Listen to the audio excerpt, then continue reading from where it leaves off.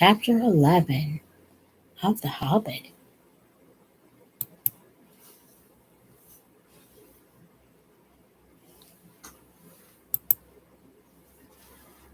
And I'm probably not going to read the whole chapter because they are long chapters. But this chapter, chapter 11, the title is On the Doorstep. We're going to meet SMAUG tonight. SMAUG is the dragon, you guys. Okay. So I'm going to read a little bit. Nobody here. Y'all come join me if you want to. So here we go. Chapter 11, On the Doorstep. In 2 days going, they rode right up the long lake and passed out into the river running. And now they could all see the lonely mountain, towering grim and tall before them. The stream was strong and they're going slow. At the end of the 3rd day, some miles up the river, they drew in to the left or western bank and disembarked. Here they were joined by the horses with other provisions and necessaries and the ponies for their own use that had been sent to meet them. They packed what they could on the ponies, and the rest was made into a store under a tent. But none of the men of the town would stay with them, even for the night, so near the shadow of the mountain. Not at any rate until the songs have come true, said they. It was easier to believe in the dragon and less easy to believe in Thorin in these wild parts. Indeed, their stores had no need of any guard, for all the land was desolate and empty. So their escort left them, making off swiftly down the river and the shoreward paths, although the night was already drawing on. They spent a cold and lonely night, and their spirits fell. The next day they set out again. Balin and Bilbo rode behind each, leading another pony heavily laden beside him. The others were some way ahead, picking out a slow road, for there were no paths. They made northwest, slanting away from the river running and drawing ever nearer and nearer to a great spur of the mountain that was flung out southwards towards them. It was a weary journey and a quiet and stealthy one. There was no laughter or song or sound of harps, and the pride and hopes which had stirred in their hearts at the singing of old songs by the lake died away to a plodding gloom. They knew that they were drawing near to the end of their journey, and that it might be a very horrible end. The land about them grew bleak and barren, though once, as Thorin told him, it had been green and fair. There was little grass, and before long there was neither bush nor tree, and only broken and blackened stumps, to speak of ones long vanished. They were come to the desolation of the dragon, and they were come at the waning of the year. They reached the skirts of the mountain all the same without meeting any danger or any sign of the dragon other than the wilderness he had made about his lair. The mountain lay dark and silent before them, and ever higher above them. They made their first camp on the western side of the great southern spur, which ended in a height called Raven Hill. On this there had been an old watch post, but they dared not climb it yet. It was too exposed.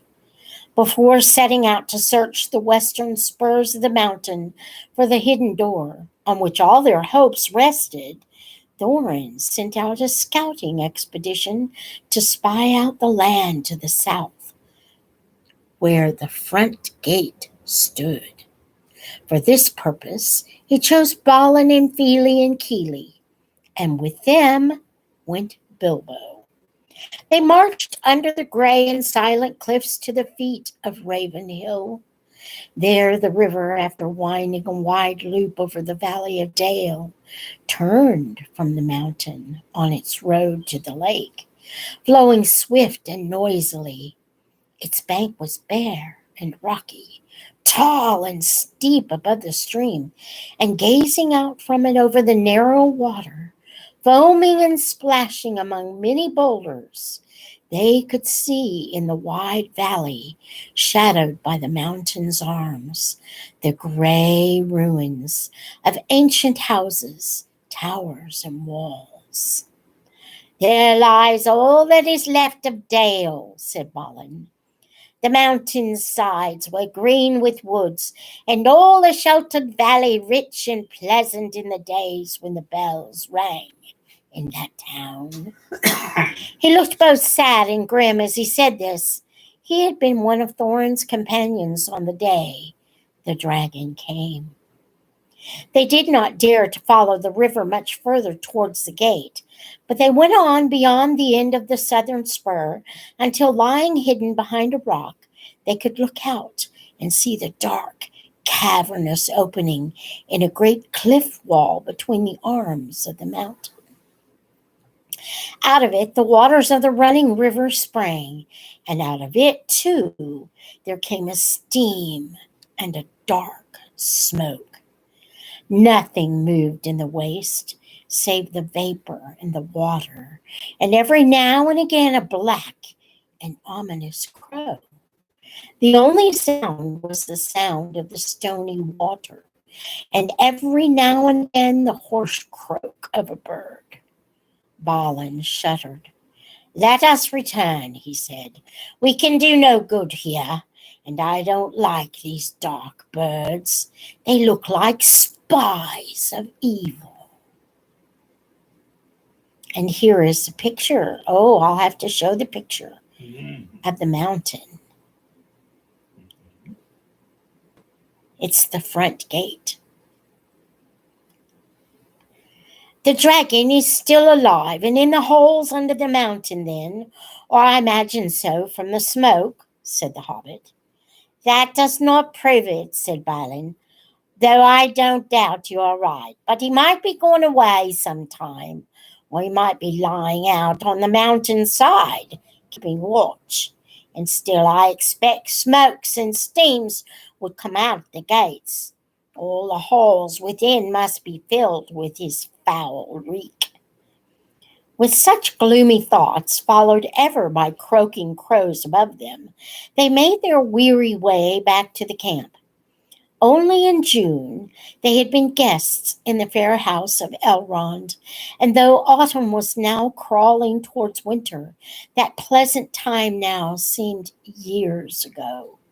They were alone in the perilous waste, without hope of further help. They were at the end of their journey, but as far as ever it seemed from the end of their quest, none of them had much spirit left. Now, strange to say, Mr. Baggins had more than the others.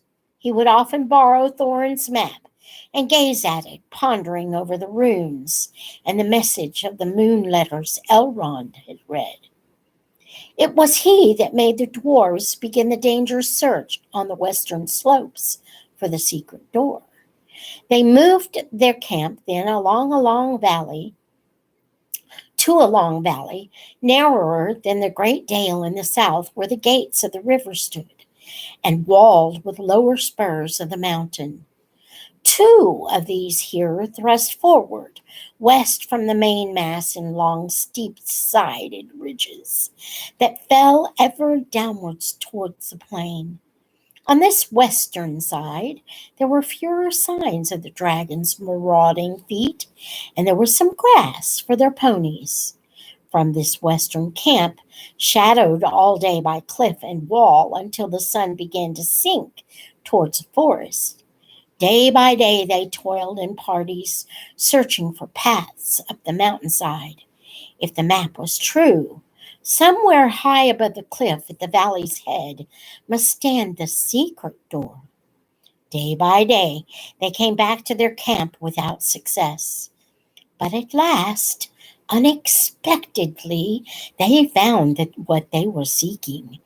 Feely and Keely and the Hobbit went back one day down the valley and scrambled among the tumbled rocks at its southern corner. About midday, creeping behind a great stone that stood alone like a pillar, Bilbo came on what looked like rough steps going upwards.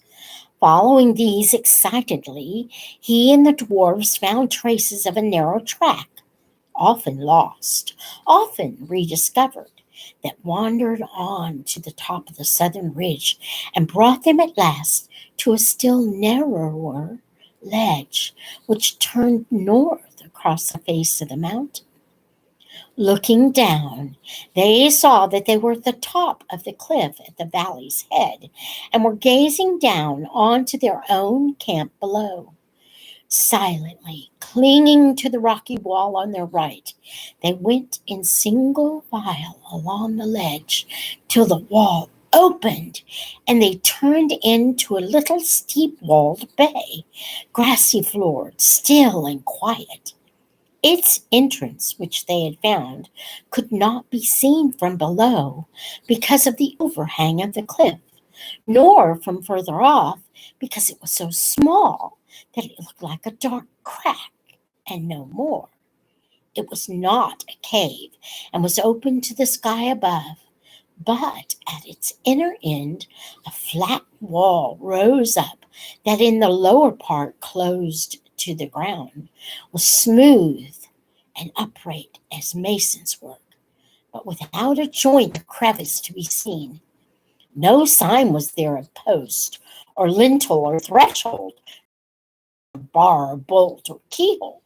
Yet they did not doubt that they had found the door at last. They beat on it, they thrust and pushed at it, they implored it to move, they spoke fragments of broken spells of opening, and nothing stirred. At last, tired out, they rested on the grass at its feet, and then at evening began their long climb down. And that's as much as I'm going to read tonight. I'm going to go see if there's anybody on.